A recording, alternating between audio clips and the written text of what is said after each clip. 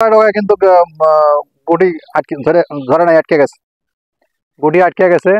এটা অবশ্য গাছটার আর একটা গুণাগুণ, সেটা হচ্ছে এই গাছটার চতুর্দিকে চতুর্দিকে ফাঁকা এবং চতুর্দিকে আলো বাতাস পায়। আসসালামু আলাইকুম দর্শক, চাষি দুলু মিয়া ইউটিউব চ্যানেলের পক্ষ থেকে বরাবরের মতো স্বাগতম। দর্শক, আজকে দেখাবো আমার এই বাড়ির কিছু লিচুর গাছে মুকুল থেকে এবং লিচুর যে গুটি, এই গুটি চলে আসছে। সেগুলো অবশ্য সব গাছে আসে নাই, কিছু কিছু গাছে চলে আসছে। তো সেগুলো অবশ্য ওষুধ দেওয়ার পরে, এমাগ্রিন কোম্পানির ওষুধগুলো দেওয়ার পরে একটা যে রেজাল্ট, সেই রেজাল্টটার একটু ফলাফল কিছু অংশ আমরা আশা করি।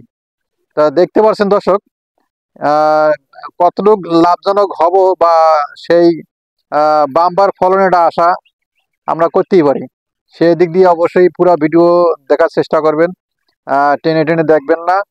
হ্যাঁ, পুরোপুরি ভিডিও দেখার চেষ্টা করবেন। আর আমি সব গুটি, লিচুর গুটিগুলো সবগুলাই দেখার চেষ্টা করবো ইনশাআল্লাহ। তো দর্শক, এই যে প্রথমত এই ডালটার মধ্যে দেখতে পাচ্ছেন, এই যে ডালটা, একটু জুম করে দেখো দর্শকদের। এই যে ডালটা এত সুন্দর হয়েছে মাশাআল্লাহ। এটা অবশ্য এমাগ্রিন কোম্পানির ওষুধগুলো প্রয়োগ করছি, ইনশাআল্লাহ কোনো সমস্যা হয় নাই। হ্যাঁ, প্রত্যেকটা গুটিতে ধরে ফেলাইছে। আর ওয়েদার তো বুঝতে পারছেন, ওয়েদার খারাপ। ওয়েদার অবশ্য ভালো হইলে হ্যাঁ আবারও বাম্পার একটা ফলনের আশা করা যাইতো। যেহেতু এই গাছটাও দেখেন, এই গাছটাও কিন্তু মাশাআল্লাহ, হ্যাঁ প্রত্যেকটা গাছের ডগায় এই যে গুটি চলে আসছে, প্রত্যেকটা গাছের ডগায় গুটি চলে আসছে। যদি জুম করে দেখাইতে পারো, ওই ডালটায়, ভিতর ডালটা প্রচুর লট করে গুটি চলে আসছে।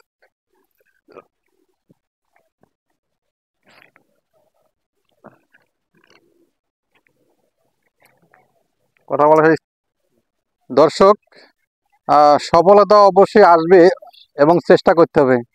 আল্লাহ পাক অবশ্যই চেষ্টা করতে কইছে। যে কোনো ফসল, যে কোনো ক্ষেত বা যে কোনো তরিতরকারি, যে কোনো ফসল চাষাবাদ চেষ্টা করবেন। চেষ্টা করতে করতে করতে আল্লাহ পাক অবশ্যই সফলতা অর্জন করবে। যেহেতু তার প্রমাণ দেখেন, এই গাছটা, এই গাছটা দেখতে পাচ্ছেন, প্রত্যেকটা ডোগায় ডোগায় কিন্তু গুটি আটকে ধরে নাই, আটকে গেছে, গুটি আটকে গেছে। এটা অবশ্য গাছটার আর একটা গুণাগুণ, সেটা হচ্ছে এই গাছটার চতুর্দিকে ফাঁকা এবং চতুর্দিকে আলো বাতাস পায়। চতুর্দিকে আলো বাতাস পাওয়ার কারণে পুরা গাছটাই অবশ্য একটা রাউন্ড, পুরো 1 শতকের জায়গার মতো পুরো একটা রাউন্ড। এই রাউন্ডের মধ্যে এই গাছটা আলো বাতাস পাওয়ার কারণে, ঠিক মতো আলো বাতাস পাওয়ার কারণে গাছগুলো দেখেন, মুকুলগুলো কিন্তু সুন্দরভাবে চলে আসছে, মুকুল থেকে গুটি চলে আসছে। এই গাছটা যদি আমরা ঘুরে ঘুরে দেখার চেষ্টা করি, তো অবশ্যই দেখবেন এই গাছটা কতটুকু পরিমাণ গুটি চলে আসছে। হ্যাঁ, এগুলা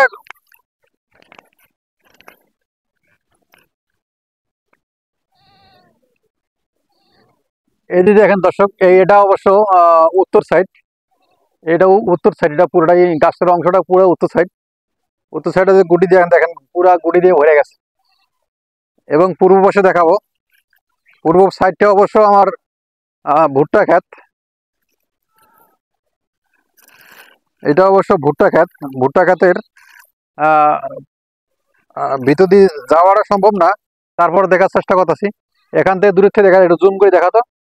প্রত্যেকের ডালে কিন্তু একবারে গোটা চলে আসছে লিচুর যে একটা বড় একটা গুটি বলে, সেটা কিন্তু চলে আসছে। তো এটা হওয়ার একটা কারণ আছে দর্শক, এটা একটা হওয়ার কারণ আছে। সেটা হচ্ছে আপনারা অবশ্যই এই লিচু গাছ গাড়ার আগে অবশ্যই 1 শতাংশ জায়গার মতো গ্যাপ রেখে গাড়বেন। 1 শতাংশ জায়গা। আমাদের এদিকে উত্তরবঙ্গের যে নীলফামারী জেলা, ডিমলা উপজেলা, 28 শতকে 1 বিঘা। 28 শতকের হিসাবে আমি বলতেছি 1 শতক জায়গা অবশ্যই গ্যাপ রেখে এই লিচু বাগান করবেন। লিচু বাগান অনেক গাছ ঘন হওয়ার কারণে কিছু কিছু গাছে মুকুল আসে, মুকুল থেকে গাছের মুকুল পুরোপুরি ঝরে যায় এবং খুব ফলন কম হয়। তো এই সব গাছ যদি আপনারা 1 শতাংশ জায়গা যদি ফাঁকা করে অবশ্যই গাড়েন, সেক্ষেত্রে কিন্তু প্রত্যেকটা ফলন আশা করা যায়, বাম্পার একটা ফলন আশা করা যায়। তো সেক্ষেত্রে আমার এই গাছটা দেখতে পাচ্ছেন, এই গাছটা কিন্তু এবছর ফলন নাই, নাই বলতে চলে। এই ডালটা, এই পুরোটা গাছটা কিন্তু ফলন নাই। কিন্তু পাশে পাশে আরেকটা গাছ দর্শক দেখেন,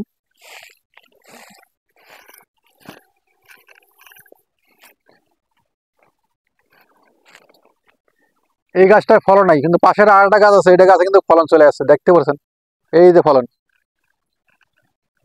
এই যে ফলন চলে আসছে। আর এটা যদি আমরা সামনের দিকে দেখাই,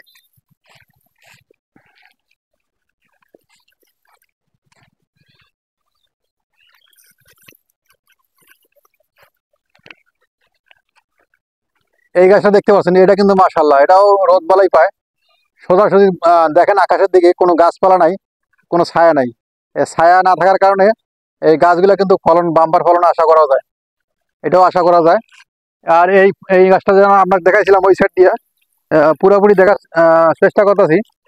এই এই সাইডটা কিন্তু এই এই এই সাইডে আলো বাতাস পাচ্ছে, খোলামেলা আকাশ, খোলা, এই খোলা থাকার কারণে এই সাইডটা কিন্তু বাম্পার ফলন আশা করা যায়। আর এই এই গাছটা কিন্তু সেই ডাল, মগ ডালে শুরু হয়েছে, মগ ডালে মুকুল থেকে গুটি চলে আসছে। এটা সামনে দিয়ে দেখাই।